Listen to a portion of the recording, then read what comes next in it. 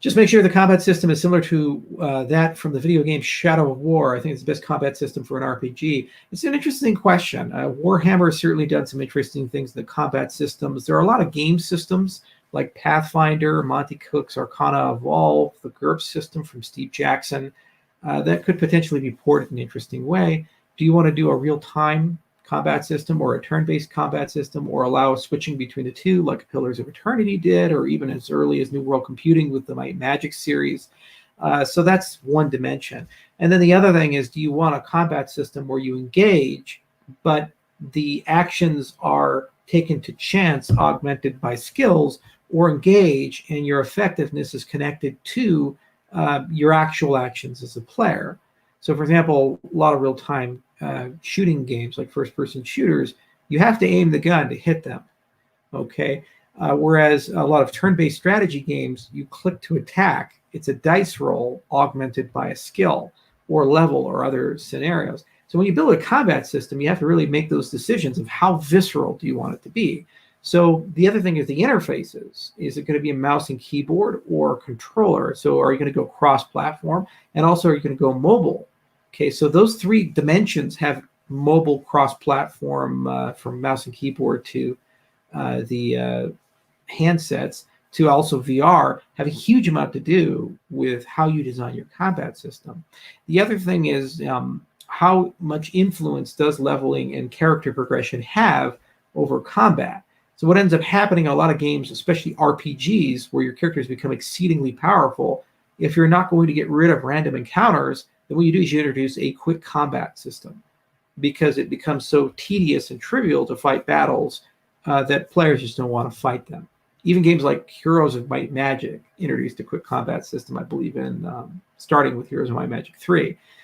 So it definitely something to think about, and I haven't really decided, because that's well deeper into the game mechanics part.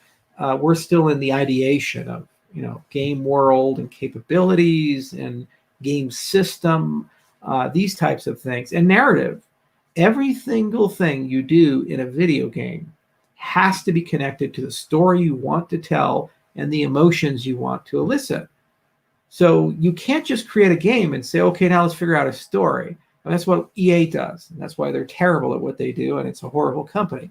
Instead, when you create a game, you have to say, what do I want the player to feel? Like, for example, with Red Dead Redemption 2, your character gets tuberculosis. Spoiler alert. And what's so crazy, and when you play that game, is that you build all this wealth and power and progression. Your character grows up, and you have all these things, and you keep progressing. But then you get tuberculosis and you start dying. You stop caring about the wealth and the clothing and these other things. You just want to cure your tuberculosis, and you feel this amazing empathy for the character. And contrary to what normally happens in these narratives, your character actually dies in the game.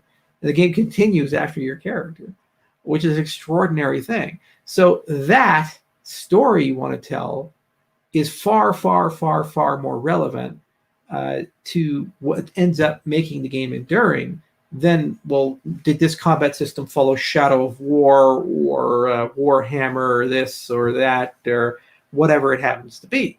Then you often think of other mechanics like the magic system and the stealth mechanics inside the game. And also, what is the role of NPCs in combat? And how do they influence combat as well? And then you have to think a lot about the constraints of the game world itself.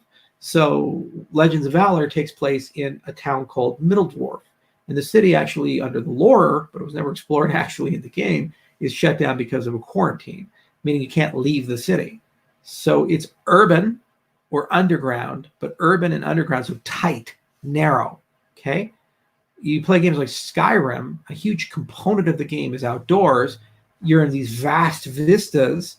You could be up on the mountain and shoot an arrow all the way down and kill something. You can't do that in Legends of Valor in the way it was originally designed, constrained to the game world of Middledwarf. The other thing, can you fly? Can you have a vertical component to things? These types of things. So all of those factors play into the combat system, and they should support the narrative you're trying to tell and the story you're trying to tell about that particular character. And you should make people feel the way you want them to feel. The combat system should augment that. That's why, for example, Warhammer is so visceral. It's a horrible world, 40K. You have chaos and space marines, and like everything wants to kill you. And everybody's crazy. Everybody's a fanatic. Life is cheap. And you have genetically engineered super soldiers going around chainsawing people to death. So that's very fast-paced. It's very brutal. And everything emphasizes the fungibility of people, the replaceability of people, and so forth. Other games, for example, like God of War, we were playing Kratos, you're special and unique, and you're killing other special and unique mythological things. There aren't 12 of them. There's one of them. Okay. And that fungibility eviscerates a bit. So the combat system has to be very different from Warhammer Inquisitor to God of War, for example. So that is the driving factor, and everything feeds into this.